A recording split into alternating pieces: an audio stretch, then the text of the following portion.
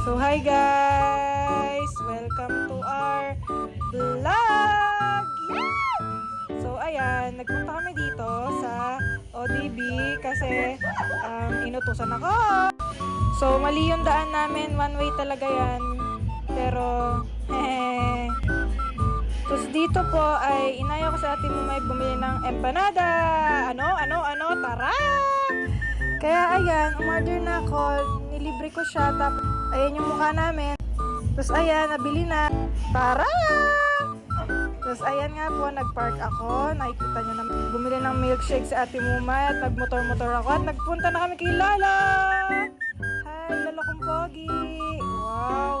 So ayan, nag-moment-moment kami ni ate Mumay at ayan, kumain na po kami ng empanada at milkshake, mango milkshake. Tapos ayan, nakita namin dito si Mike Rose Pascual.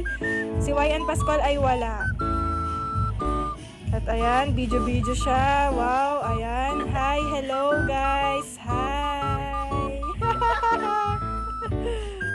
At eto, si Ate Mumay, sinama pa ang aking motor na kalas-kalas na. At dito naman ay pauwi na kaming kokay. Dalawa kaming kokay dito guys. Ayan, overtake sa truck. Wow!